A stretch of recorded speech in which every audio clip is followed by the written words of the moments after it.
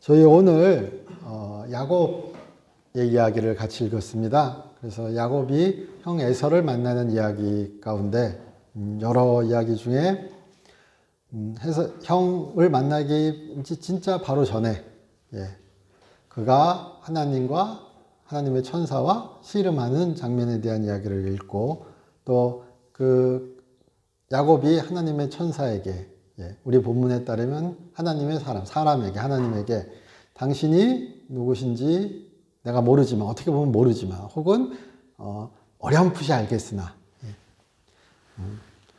바쁜 일이 있다고 간다 그러죠. 바쁜 일이 있는지는 모르겠으나 내가 가려 하는데 씨름을 하였다 이렇게 나오잖아요. 야곱이 어떤 사람과 씨름하였다 이렇게 나오는데 어떤 사람이라 그럴 때 분명히 아마 야곱에게도 실질적으로 그리고 그의 촉감으로도 육체적인 어떤 그 형태가 진짜 사람이었을 것이라고 저는 생각합니다. 왜 그렇게 말씀드리냐면요. 일부랑은 좀 다른데 그의 할아버지 아브라함이 3명의 손님을 만났을 때 세 사람을 만난 이야기가 우리 성경에 나오죠. 창세기 18장부터 20장 사이에 19장 소돔과 고모라 이야기가 나오면서 3명의 사람을 만나고 그를 대접하고 또 그 가운데 한 사람과 이야기하면서 소돔과 고모라의 구원을 위해서 또 하나님께 간청하고 이런 이야기들이 쭉 나옵니다. 그러니까 허락되기 전까지는 성경에서 특히나 구약 성경에서 천사건 혹은 하나님의 천사건 사람의 모습으로 사람의 모양으로 사람의 형태로 사람의 형질로 사람의 촉감으로 전혀 구분되지 않게 나온다고 성경은 증언하는 거죠. 사사기의 그 유명한 삼손의 이야기에서도 그의 부모님 미노아 이야기가 나올 때도 그냥 사람으로 나와요. 사람이 있는데 사람이 방문하였는데 이렇게 나오면서 어떻게 읽으면은 꼭 선지자처럼 어떻게 읽으면은 천사였구나 이렇게 대부분은 천사로 이해되지만 그런 식으로 사람과 전혀 구분되지 않게 나와서 여기에 나온 그것도 우리가 천사는 영적이다라고 우리가 흔히 이야기하지만 그건 신약에서의 이야기고요. 우리가 지금 구약에서 이야기할 때 좀 더 명확하게 이야기하자면은 구약에서는 사람과 천사는 구분되지 않는다. 허락되기 전까지는 제가 좀 과장되게 이야기하면은 그렇게 봐도 좋을 정도로 그렇게 나옵니다. 그래서 그 사람과 같이 씨름했다고 나옵니다. 씨름은 우리식으로 씨름이 아니라 멱살 잡고 막 뒹구는 거 있죠. 싸울 때 막 몸싸움 하는 거. 안 해봐서, 저도 안 해봐서. 멋지게 이렇게 그 거리 잡고 슉슉슉 이러는 게 아니라 저희 MMA라 그러나요? 보시는 분 혹시 계세요? 거의 없죠? 보다 보면은 종합격투기. 종합격투기가 되는 순간 땅바닥에 뒹굴게 됩니다. 일단 바닥에 누우면은 대책이 없죠. 그러니까 종합격투기 이렇게 경기 저도 잘 보진 않는데 어쩌다 보게 되면은 또 이렇게 채널 넘기다가요.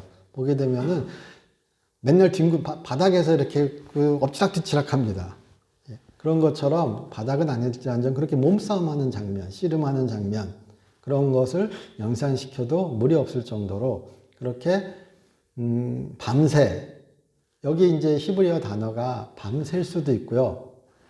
아니면은 새벽에 이럴 수도 있습니다. 근데 이제 주로 번역되는 것은 새벽까지. 새벽까지 그렇게 엎치락뒤치락 했다. 그렇게 주로 번역합니다. 그러면은 밤부터 새벽까지 몸싸움을 했다 그러면은 엄청나지 않으세요? 우리 전문적으로 MMA 종합격투기 하는 게 5라운드입니다. 5분씩. 그래도 5분씩 5라운드 하기 위해서 몇 개월을 준비하거든요. 근데 이 야곱은 천사가 변장한 사람과 함께 밤새 씨름을 했대요. 사람 같지 않구나. 야곱도 이런 생각 안 드세요? 엄청나게 기운 좋은 사람인 거예요. 야곱이 형을 속이고, 장자권과 축복권을 속이고 받아가지고, 나중에 형의 살해 위협을 느끼고, 도망가는 장면이 나옵니다. 창세기 28장에. 그리고 그가 외삼촌 라반을 찾아갔을 때, 그 앞에 우물 근처에서, 먹동들이 물을 먹이는 우물 근처에 이렇게 함부로 물을 먹지 못하고 또 더럽혀지지 않게 이렇게 덮개를 덮어 놓았다고 성경 본문에 나옵니다. 근데 그 덮개를 덮어 놓은 것이 한 사람의 힘으로는 들 수 없을 정도로 엄청나게 무거운 거라고 실제 역사의 기록에서도 우리 그렇게 얘기합니다. 그러니까 몇 사람이 이렇게 힘을 합쳐서 들어야 되는 겁니다. 그거를 아름다운 라헬을 보고 힘이 번쩍 솟아가지고 드는 장면이 성경에 나오죠. 그러니까 은연중에 야곱이 엄청나게 사람 가운데 강한 사람이다. 힘이 세다. 어떻게 보면 그런 이미지를 풍깁니다. 그리고 오늘 천사랑 싸우는 얘기도 그렇게 생각해 보시면요. 만약 새벽까지 밤부터, 오늘 얘기의 시작이, 오늘 우리 이야기의 시작이 밤부터죠. 성경 본문을 보시면은 32장 22절에 밤에 일어나 이렇게 보내고 쭉 얘기가 나오죠. 밤에 일어나, 야곱이 밤에 일어나 아들과 그의 부인들과 종들과 재산들을 야복강을 쭉 건너게 해서 먼저 보냈다고 나오죠. 그리고 그럼 뭐 보낼 때 지휘하고 그러면서 왔다 갔다 하다가 우리 그냥 자연스럽게 생각해 보면, 그리고 다 간 다음에 그 혼자 남았다 이렇게 나오는 거죠. 뭐 야복강을 건너갔던 아니면은 건너가지 않았던 주안점은 그 혼자 남았다는 거죠. 그리고 그런 일처리를 다 하고 밤이 되어서, 밤이니까 유대인식으로 계산하면 6시 이후에, 오후 6시 이후부터 시작해서 쭉 해서 뭐 그것이 끝난 시간이 어떤지 모르지만 최소한 한두 시간 이상, 3-4시간 이상을 엎치락뒤치락 했다는 겁니다. 힘도 세죠. 체력도 강하죠. 자, 지금 야곱에 대해 한번 얘기해 보는 겁니다. 그리고 야곱이 태어날 때 형의 발꿈 뒤꿈치를 붙잡고 태어났다 그래고, 그래서 형 거를 탐낸, 우리 이렇게 얘기하죠. 그런 동생은 어떻게 해야 되죠? 형 거를 탐내는 동생은 미리 싹을 잘라야 되나요? 그건 형 거야. 하나님께서 가족을 통하여 미리 말씀해 주셨죠. 예언을 통하여 야곱에게 갈 것이다. 우리 성경 본문에 따르면요. 그런데 글쎄요, 가족들이 그것을 그렇게 아버지인 이삭과 뭐 야곱과 또 형인 에서도 그렇게 심각하게 생각하진 않았던 것 같습니다. 혹은 야곱은 그것을 아주 절실히 믿었으나 언제 이루어질지 혹은 어떤 방법으로 주실지 정확하게 확신을 못했던 것 같긴 합니다. 그러나 그래서 우리 성경의 이야기를 보면 야곱이 그 축복을 얻기 위해서 온갖 방법을 다 쓰는 이야기가 우리 성경의 야곱의 이야기라고 또 얘기할 수도 있죠. 형이 사냥 갔다 와가지고 배고픈데 우리 저 어릴 때는 팥죽, 붉은 죽 써가지고 장자권 주면 내가 요거 팥죽 한 그릇 줄게, 붉은 죽 한 그릇 줄게, 그러죠. 그래서 형 에서가 그 붉은 죽 한 그릇에 장자권을 넘기죠. 그래서 성경의 증언에서 그가 그렇게 하나님께서 허락하신 장자권을 경홀히 여겼다. 그가 무엇이 진짜 소중한지 몰랐다. 이렇게 얘기하잖아요. 그래서 진짜 경제인이죠. 최소의 투자로 최대의 효과를. 야곱이죠. 현대 자본주의의 표상이죠. 코인 부럽지 않잖아요. 1원짜리 코인 사서 1,000만 원이 되면 이러죠. 되나요? 안 사봐서 모르겠습니다. 부럽긴 하더라고요. 자, 그런데 붉은 죽 한 그릇으로 장자권을 얻는, 예전에 우리 역사에서 배우는 제국주의 시절에 정당한 거래라 그러지만 그 뭐 유리구슬 같은 거 갖고 와가지고 귀한 그 자원이나 이런 것을 정당한 거래로 갖고 간 역사가 있잖아요. 근데 그렇죠. 예, 그것이 정당한지 정당하지 않은지는 서로 싸우는 이야기지만, 예. 자, 그래서 야곱이 그렇게 붉은 죽 한 그릇에 장자권을 얻고요. 예. 그리고 또 그 장자의 축복, 진정한 권리인 그 하나님의 축복, 여호와의 축복, 혈통으로 이어지는, 예, 하나님의 약속이 이루어지는 축복을 얻기 위해서, 예, 형과 경주하는 이야기가 나오죠. 그래서 형이 직접 그가 사냥한 그 음식으로, 양으로 아버지께 대접하기 위해서 막 준비하는 가운데 엄마랑 같이 싹 짜고서는, 예, 아버지를 속이죠. 예, 눈도 안 보이고 그런 불쌍한 아버지를. 예, 성경에 나오잖아요. 아버지 이삭이 얼마나 부잣집 도련님이에요. 예, 성경에 나오는 이삭을 한마디로 표현하면 부잣집 점잖은 도련님입니다. 예, 사고도 별로 안 치고요. 성경의 이야기도 잘 안 나오고요. 예, 그렇게 얘기해요. 이삭에 대해서. 자, 그런데 그런 아버지를 속이고 어머니와 같이, 예, 제가 단어 선택을 하겠습니다. 공모하여서. 예, 공모하여서, 예, 멋지게 아버지를 속입니다. 시간차로. 예. 그리고 아버지가 아주 기쁘게 음식을 맛있게 먹고 축복을 내려줍니다. 예, 그게 진정한 핵심이라고 우리 얘기하죠. 그 축복은 하나님께서 아브라함에게 혈통해 그의 할아버지에게 약속하신 어떤 진짜 말한 축복, 복의 핵심입니다. 권리입니다. 예, 하나님이 약속하신 것, 하나님이 반드시 이루어 주실 것, 그리고 하나님과 소통하고 하나님의 복을 누린다는 아주 결정적인 표시인 거죠.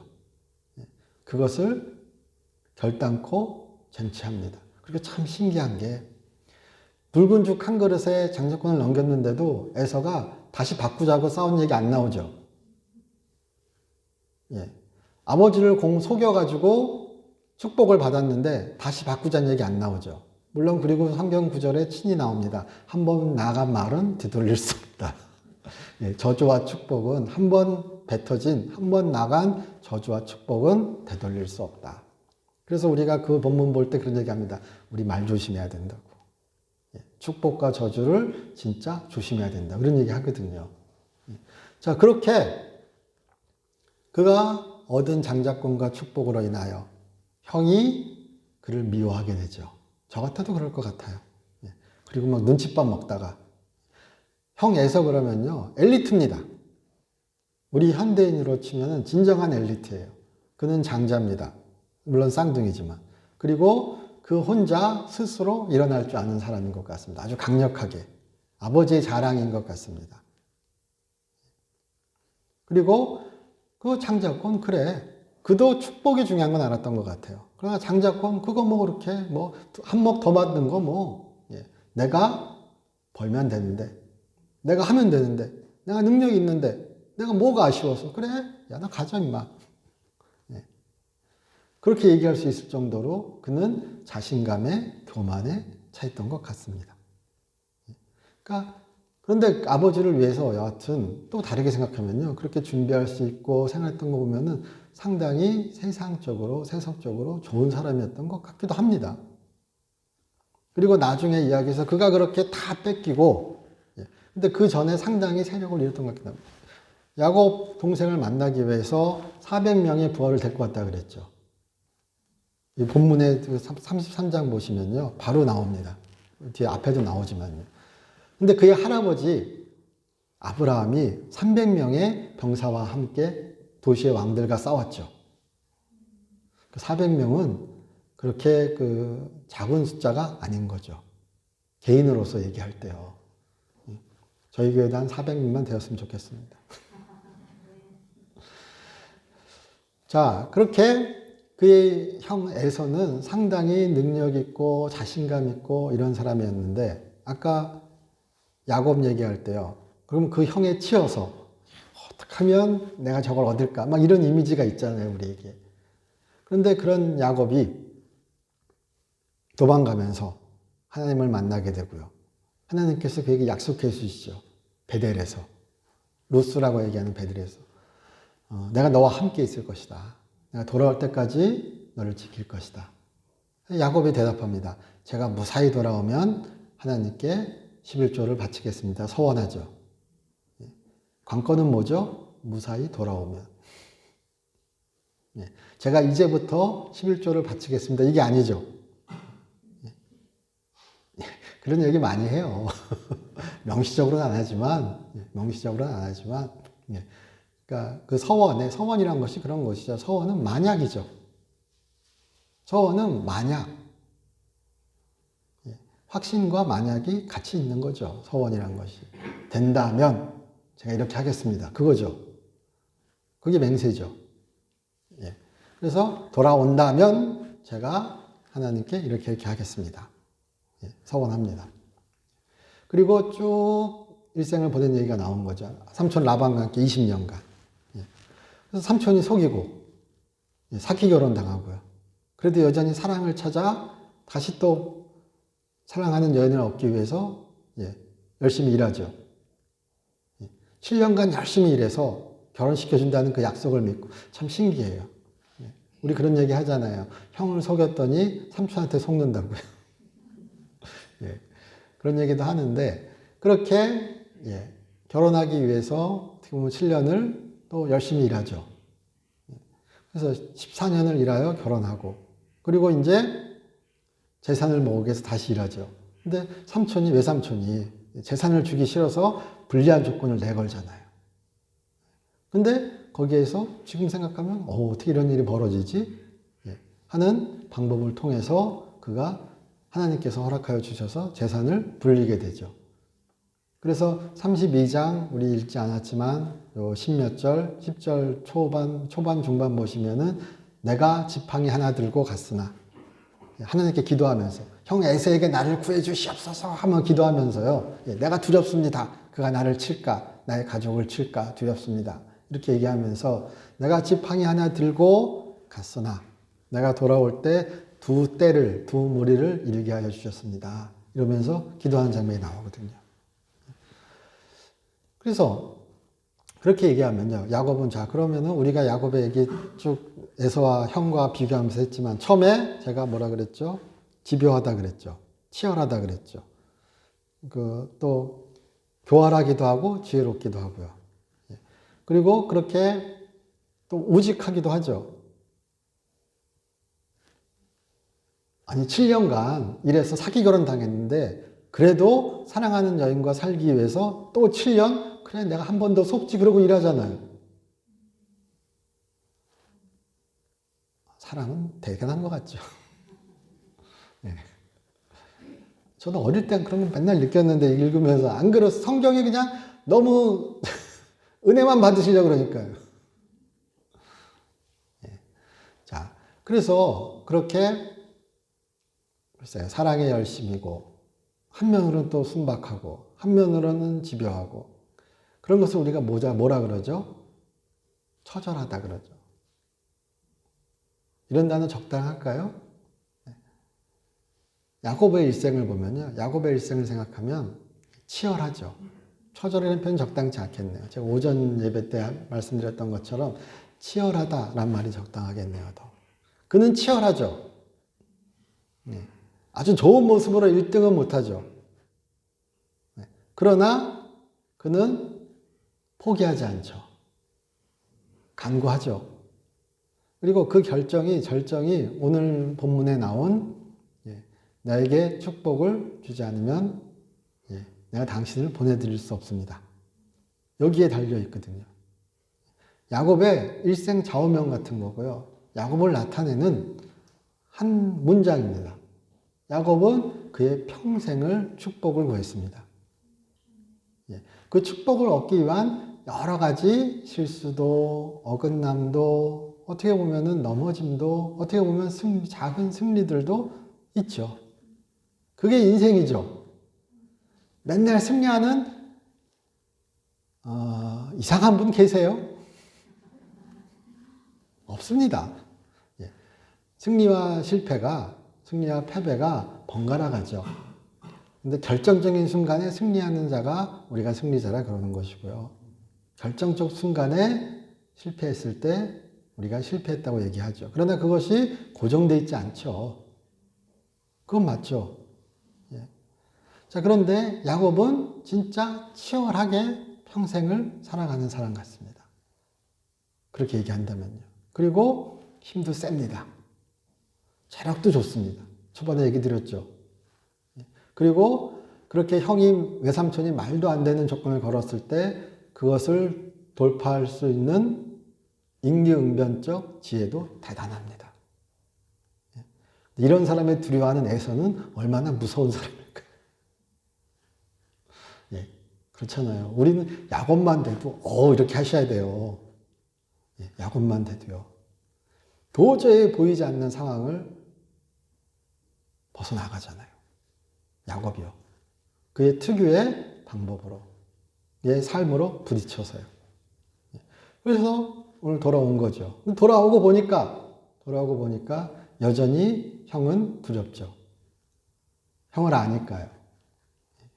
그리고 형이 나를 용서할 수 없을 것 같다는 느낌도 있는 거죠. 그것이 죄의식이건 그것이 죄책감이건 아니면 정확한 예측이건 확실치 않습니다. 그러나 그가 생각하기에 형은 자신을 용서하지 않을 것 같은 거죠. 그래서 가지 못하고 있을 때 하나님의 사람을 만나서 씨름하죠. 그가 기도하진 않았던 것 같고요. 씨름한 겁니다. 말 그대로요. 그래서 이런 일이 있을 때 내가 기도를 씨름해야지 이 이야기와 이 이야기를 경치시키면 곤란합니다. 그건 다른 성경 본문에서 찾아야죠. 그래서 그가 그렇게 어떤 사람과 만나서 뭐 때문인지 모르지만 싸운 거죠. 씨름한 거예요. 이유도 안 나와요. 그는 두려워서 못 가는 상황이죠. 그런데 밤에 혼자 기다리는데 누구와 씨름하였다 나오잖아요. 왜 우리 보통 싸움에는 이유가 있죠. 본문 보면서 그런 거 생각해 보신 적 있죠? 아멘. 제가 묻고 제가 대답하고. 그러나 답을 얻으셨는지 모르겠어요. 저는 아직까지 답을 못 얻었습니다. 왜 싸웠을까? 그냥 싸웠다고 나오니까요. 아니, 형을 두려워해가지고 자기도 못 건너가고 그런 상황인데, 이 사람은 또 싸우고 있어요, 여기서. 그쵸? 참 인생 다사다난하죠? 그래, 뭐 때문인지 모르지만 싸움이 붙은 거예요. 그래서 싸웠습니다. 밤새 뒤치적거렸습니다. 근데 우리 성경 본문 그대로 우리가 이해하면 그가 이긴 것 같습니다. 그랬더니 진 사람이 마치 화난다는 듯이 툭 쳐가지고 이게 쳤다. 이 히브리어 단어가 이렇게 세게 쳤다. 이것도 될 수 있고요. 쳤다. 아니면 이렇게 툭 건드리다. 이것도 됩니다. 왜냐하면 성경에서 번역될 때 이사야 선지자가 하나님을 만났을 때 그렇게 그 숯을 갖고 와서 입술에 대죠. 이런 그 단어들이 있죠. 이렇게 되는 거. 그런 단어와 똑같습니다. 그러니까 문맥에 따라 상황에 따라 이렇게 대는 걸 수도 있고 치는 걸 수도 있습니다. 그런데 우리 보통은 치는 걸로 얘기하는 거죠. 근데 또 한면 생각하면 됐는데 또 힘줄이 뚝 끊어질 수도 있는 거죠. 천사인데 뭐가 안 되겠어요. 그래서 그가 그렇게 절뚝거리게 되고 그런데 그 상황 가운데서도 글쎄 그때 알았던 거 아닐까요? 내가 다 이길 수 있고 내가 다 이겼는데 내 형은 두렵지만 근데 이 사람 보니 이상하네. 그러고 그를 붙잡는 거죠. 가야 된다는데. 그리고 그에게 얘기하잖아요. 축복을 달라.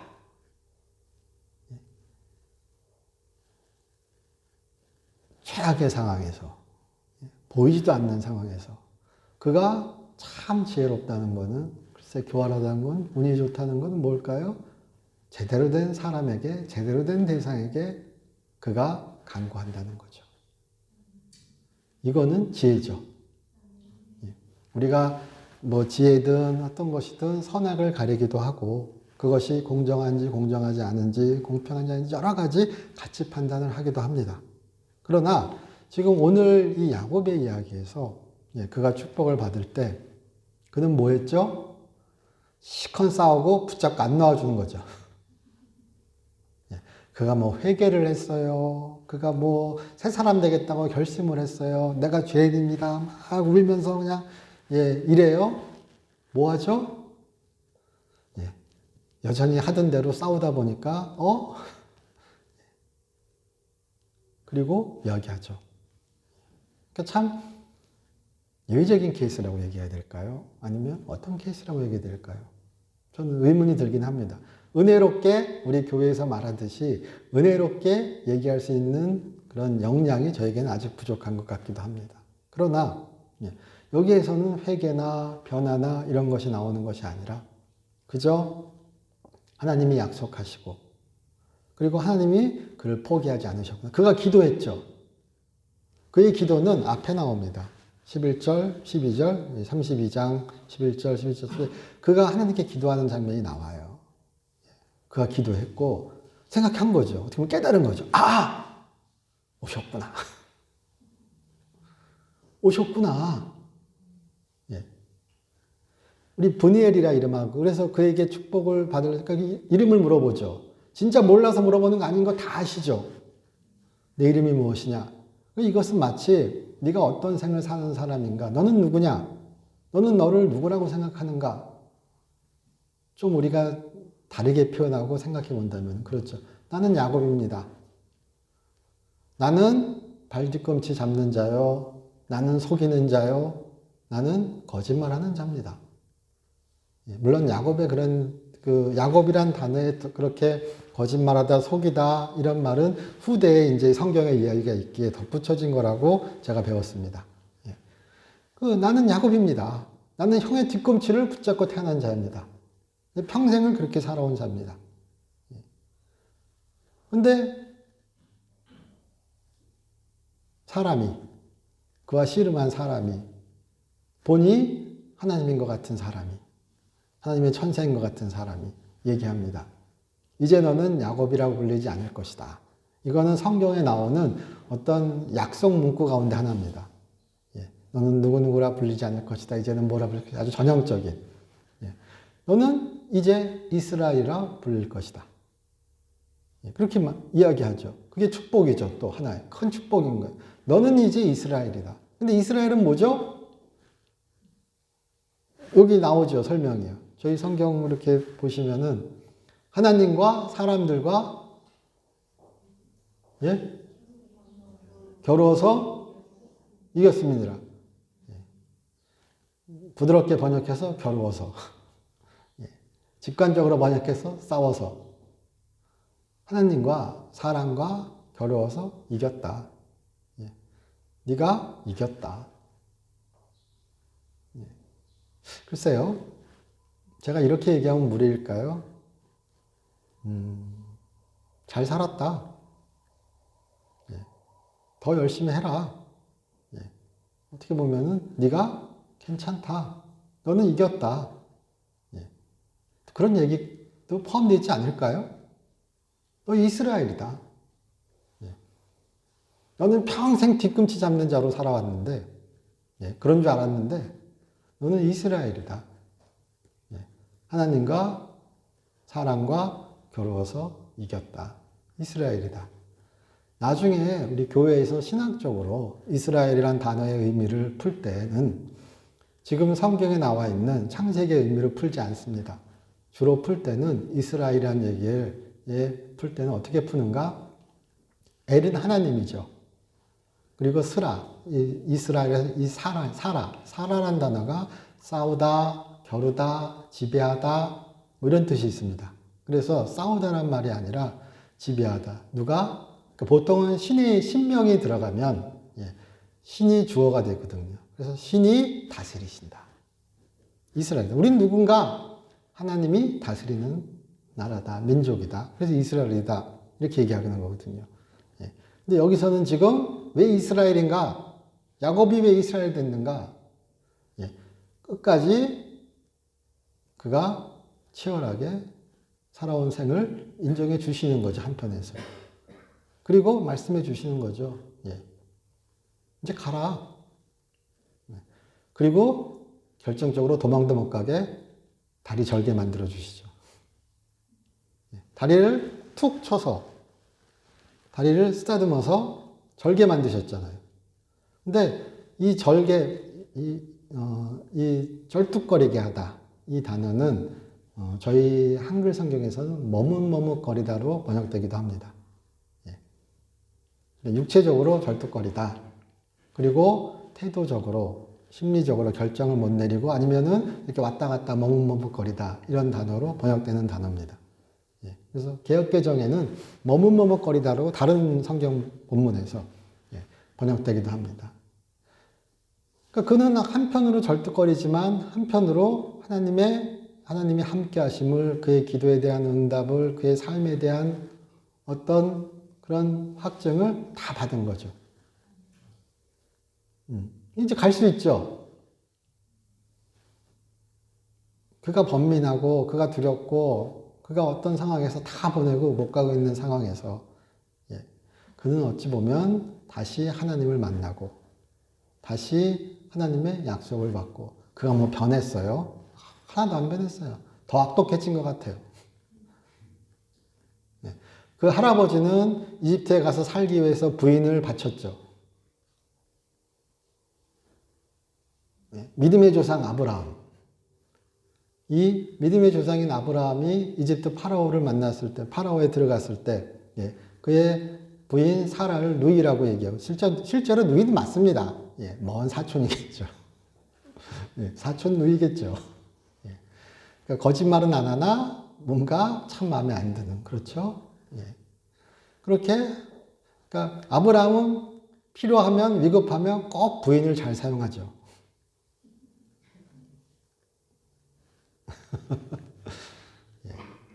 자, 그런데 지금 이 손자인 야곱도 아들을, 가족을, 딸을, 종을, 재산을 다 보냈죠.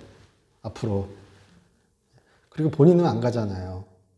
갈 때도 우리 앞에 이렇게 앞에 성경 이야기 읽어보시면요. 앞에 읽어보시면은 하나가 잡아먹히는 동안 뒤에는 무사할 테니까 나눠서 보내자. 이런 얘기 나옵니다. 그리고 또 이렇게 조금씩 이렇게 선물이 연달아서 쫙 오니까 더 기분 좋겠지.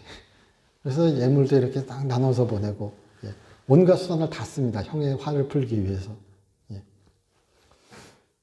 그런데 그가 결국 넘어갈 수 있었던 거는 하나님을 만난 거죠. 그가 기도하였기 때문에 우리 이렇게 얘기할 수도 있을 수도 있습니다. 앞에서 기도하였으니까요. 그런데 그가 회개하였나요? 모르겠습니다.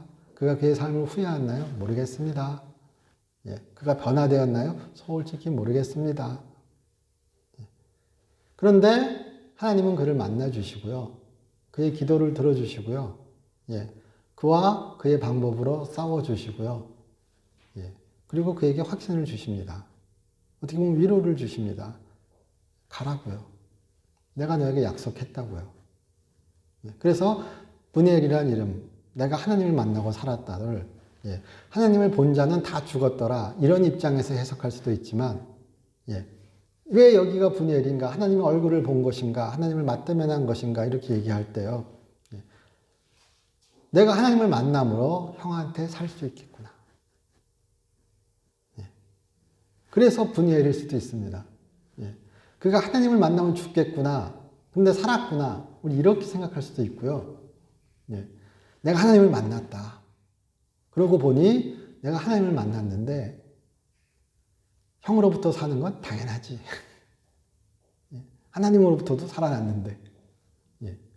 라는 생각을 했을 수도 있다라고 얘기도 합니다. 여러 가지를 말씀드렸지만, 얘기를 모아보면, 야곱, 우리 생각하시면요. 가족 중에 혹은 어떤 교회 성도분들끼리, 집사님들끼리, 집사님 자녀가 야곱처럼 자라기를 바랍니다. 그럼 기분 나쁘죠. 집사님 자녀가 요셉처럼 자라기를 제가 기도하겠습니다. 어머, 감사합니다. 그리고 항상 기도하죠. 내 아이가 요셉 같은 아이가 되기를. 그렇죠? 예. 1980년대, 1990년대 아마 80년대 절정을 찍었습니다. 요셉을 위하여 내 아이는 요셉처럼 키우자. 예. 절정을 찍었어요, 진짜.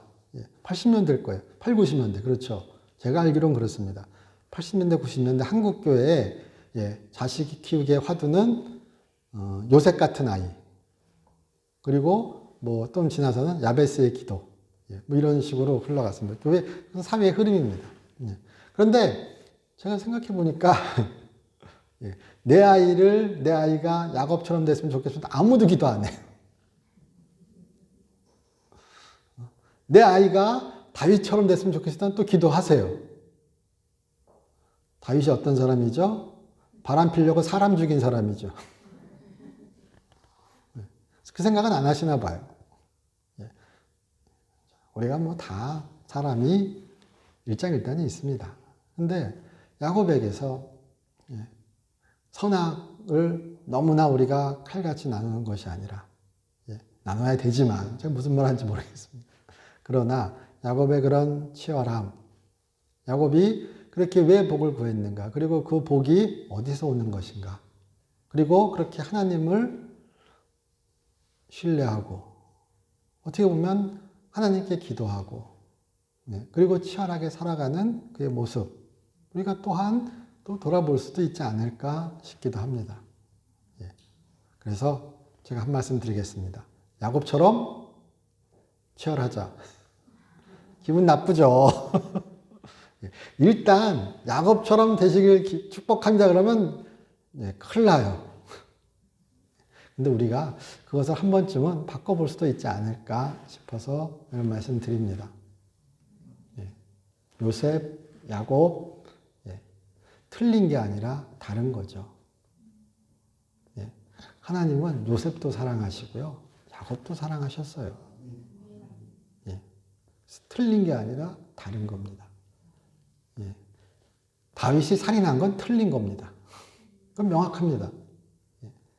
그리고 형을 속인 것도 야곱이 형을 속인 것도 잘못된 거죠. 틀린 거죠. 그것도 명확합니다. 그러나 모든 것이 다 틀린 건 아니죠. 우리가 다름과 틀림 그것이 명확하게 구분되고 그리고 하나님은 다름과 틀림을 우리보다도 더 아마 명확히 아시는 분이십니다. 그는 사람의 연약함을 아십니다. 예수께서 히브리서의 우리 증언처럼 예수께서는 우리의 연약함을 모르시는 분이 아니십니다. 그가 사람으로 오셨기 때문에요. 그가 사람으로 고난받으셨기 때문에요. 그가 사람으로 하나님께 순종하는 가운데 하나님의 큰 구원의 역사를 이루셨기 때문에요. 그는 오늘도 하나님 옆에서 우리를 위하여 기도하시기 때문에요. 그는 우리의 연약함을 그냥 넘기실 분이 아니십니다. 그래서 우리는 야곱일 수 있고, 우리는 요셉일 수 있고, 우리는 베드로일 수 있고, 우리는 바울일 수 있고, 우리는 다윗일 수 있고, 우린 또 그러나 우리 자신이죠. 하나님은 그렇게 다른 우리를 사랑하십니다. 때때로 틀린 우리를 사랑하십니다. 우리를 인도하시고 우리의 길을 이끌어 주십니다. 그런 하나님을 사랑하시는 우리가 되시기를 주님의 이름으로 축원합니다. 저희 기도드리겠습니다. 하나님 저희 사랑하여 주심을 감사드립니다. 저희 언제나 주와 함께하는 삶 되게 하여 주시옵시고 주로 인하여 소망을 갖고 주를 향하여 인내로 나아가는 우리 되게 하여 주시옵소서. 주 예수 그리스도의 이름으로 기도드립니다.